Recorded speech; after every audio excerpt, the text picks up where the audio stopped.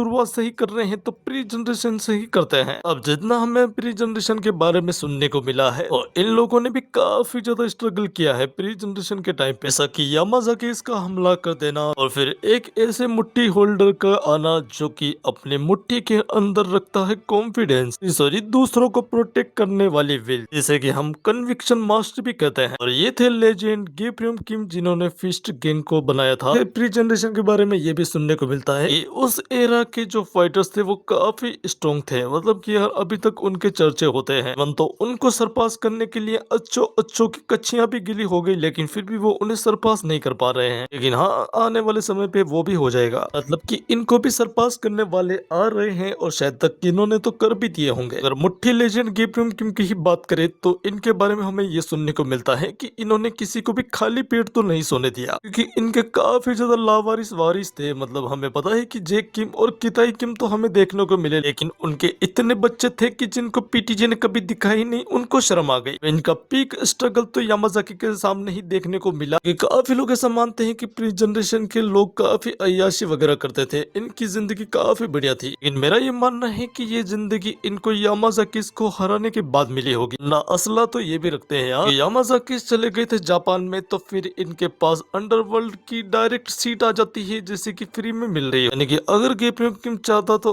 आराम से कोरिया पे राज करता और उसे कोई रोकने वाला भी नहीं था। मैं ऐसा भी नहीं बोल रहा हूँ कि प्री जनरेशन की जो जवानी के दिन थे वो काफी बढ़िया थे। ऑफ कोर्स यार इनके अंदर भी कॉन्फ्लिक्ट्स वगैरह देखने को मिली, इसलिए तो चाल चो ये सब बना। अब यहाँ सबसे खराब हालत मुझे देखने को मिली जिनयोंग पार्क की, क्योंकि प्री जनरेशन के बारे में अभी तक उसके बारे में ही हमें ज्यादा दिखाया गया। यार जिस तरीके से ये बंदा लाइव जी रहा था पागलों की तरह हो गया था भाई, इसकी हालत देखो यार। बाकी जो प्री जनरेशन के स्ट्रॉन्गेस्ट कैंडिडेट थे वो तो पहले ही टपक चुके थे, लेकिन ये बंदा सबकी सफरिंग को सहन कर रहा था। वही गिल्ट अपने दोस्तों और अपनी फैमिली को ना बचाने वाला, वो गिल्ट तो ये सफर कर ही रहा था। एंड बुढ़ापे में थोड़ी खुशी की जिंदगी मिलती उससे पहले किताई किम के सामने आ गए एंड अब इनका रेस्ट इन पीस हो गया। यार अगर तुम गेब्रियम किम की लाइफ को भी देखो तो उन्होंने तो काफी समय अपना एंजॉय भी किया। यानी मुट्ठी गैंग के लीडर ने तो अपनी लाइफ आराम से एंजॉय तो कर ही ली थी, लेकिन हाँ बुढ़ापे में फिर उनके साथ क्या हुआ चीज जनता आराम से जानती है कि यार ये जो प्री जनरेशन थी ये भी डिसबैंड हो चुकी थी। एंड जब गेब्रियम किम डिसाइड करते हैं कि वो इन सारे गैंग वैंग के लपड़ों को छोड़ के जाएंगे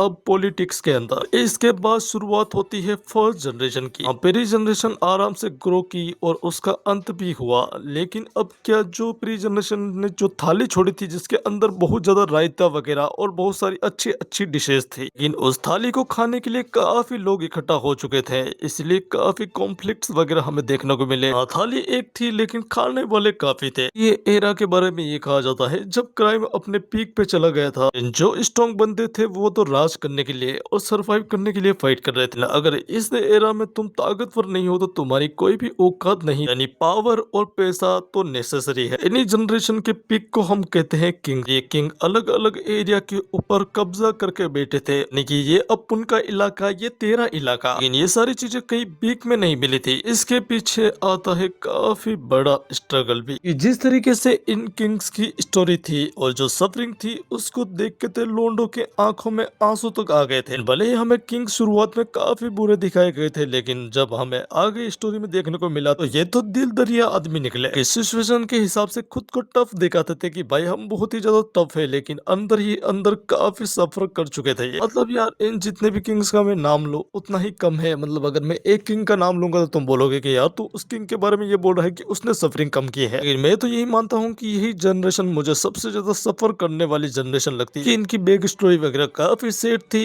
इनका स्ट्रगल साफ साफ दिखता है, बंदों ने एंजॉय कम किया है और सहन ज्यादा। मैं मानता हूँ कि किंग सर्कल के अंदर भाईचारा तो था, लेकिन वो ऐसा दिखाते थे कि इनके अंदर ऐसा कुछ भी नहीं है, लेकिन अंदर ही अंदर ये एक दूसरे की रेस्पेक्ट जरूर करते थे। लेकिन यहाँ फिर से वही बात आती है, सबको सब नहीं मिलता। अगर जिंदगी बढ़िया चल रही हो तो वन मैन सर्कल नाम का एक लोंडा, जिसे फर्स्ट जनरेशन का लेजेंड भी कहा जाता है। हाँ पहले तो वो चिलोंग के अंदर तुम्हें धमकी देगा एंड देन वो ताकतवर बन के एक एक करके तुम सारों को हंट करेगा। तुम्हारे पास बस दो ऑप्शन है, या तो मार खाओ या उसके सामने झुक जाओ। यार हार भी ऐसी जहाँ तुम्हें हराएगा, साथ ही में तुम्हारी आंखें वगैरह घुटना जो भी है उसके हाथ लगेगा वो उखाड़ के साथ लेके जाएगा। ऐसा करने वाला वन एंड ओनली कोई और नहीं, वो है James Lee, the first generation का लेजेंड, जिसने एंड किया था फर्स्ट जनरेशन को। इसके कुछ समय के बाद हमें 1.5 जनरेशन भी देखने को मिली, जहाँ हमें गन, गो, सीनू चचा जैसे लेजेंड भी देखने को मिले। और गन के ऊपर तो पूरी की पूरी एक आर्क है जहाँ उसकी सफरिंग को दिखाया गया है। हाँ, गन तो एक नॉर्मल फैमिली चाहता था, लेकिन गन को मिली एक ऐसी फैमिली जो कि उसे मॉन्स्टर बनाने की प्रक्रिया से गुजारती है, इवन तो उसे काफी ज्यादा ताकतवर भी बनाती है, लेकिन उसे के साथ उसका काफी गंदा अंत भी होता है। एंड ऑफ कोर्स मैं गन की बात तो कर ही रहा हूँ, साथ ही में उसकी फैमिली की। गन पाजी अभी जेल में है और काफी लोग ऐसा मान रहे हैं कि उनका कमबैक भी देखने को मिलेगा। एंड वही गो जो कि गुमराह सा रहता है, काफी चंचल सा लोंडा है, बस बकलोली ज्यादा करता है। इसके अंदर पोटेंशियल तो कूट कूट के भरा है, इवन तो इसे अभी के समय का स्ट्रॉन्गेस्ट कैरेक्टर भी मानते हैं। गो ने कितना सफर किया है और इसका स्ट्रगल क्या था, इसकी बैक स्टोरी के अंदर ही जानने को मिलेगा। एंड ऑफ कोर्स मैं मानता हूँ कि इसकी बैक स्टोरी भी काफी ज्यादा सही होगी। वही आता है द बॉयज। नहीं, मैं होमलैंडर वाले की बात नहीं कर रहा हूँ, मैं द बॉय ऑफ प्रॉमिस की बात कर रहा हूँ। ऑफ कोर्स यार, सिनुहान की, जहाँ हमें बिग डील के अंदर सिनुहान देखने को मिला, जहाँ हमें जानने को मिला कि ये अनाथ है और उसी गली के लोगों ने इसको पाल पोस के बड़ा किया है। आगे जाके ये उसी स्ट्रीट को प्रोटेक्ट करता है। बिग डील का लीडर सिनुहान काफी अच्छा बंदा है, इससे सारे लुकिज्म के फैंस, जितने भी फैंस है वो तो रिस्पेक्ट करते हैं, इवन तो मैं भी काफी रिस्पेक्ट करता हूँ। ये बंदा काइंड तो था ही, साथ ही में इसने बिग डील को प्रोटेक्ट करने के लिए खुद तक को बेच दिया था। एंड जो इसके साथ टॉर्चर वगैरह होता है ना, यानी कि वही इसको एरिना में फाइट कराया जाता है, एक जानवर की तरह रखा जाता है। और इसने हमेशा अपने लोगों को नॉन स्टॉप इंडिया का मतलब पता है? नॉन स्टॉप मतलब फैक्ट्री हो या लैब, कोई डाउन टाइम नहीं। और हर चीज स्मूथली रन करना। और ये इंडिया को नॉन स्टॉप रखे, लॉरेंस स्नुत्सन। क्या तुम चाहते हो कि डॉक्टर किम तुम्हारी मम्मी बने? पागल हो गए हो क्या?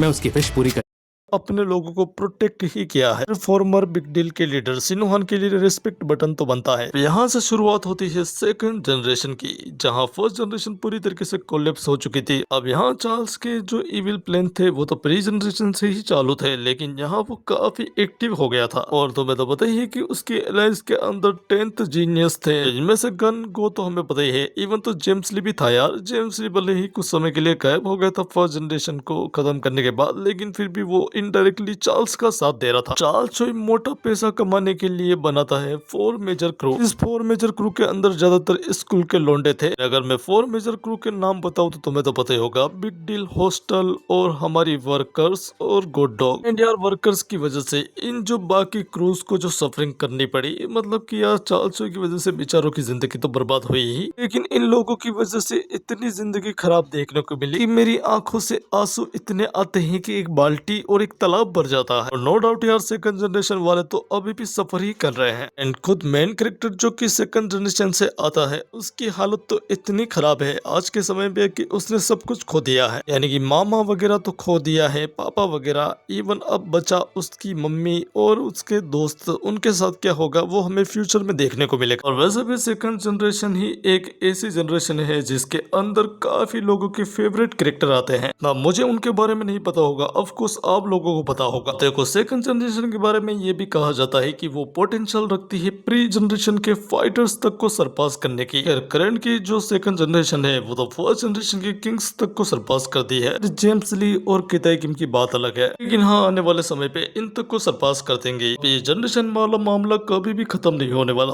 आगे भी जनरेशन आती रहेगी। हमेशा हमें एक नई जनरेशन दिखाई जाएगी जिसके अंदर भी ताकतवर फाइटर्स होंगे। आपकी कौन सी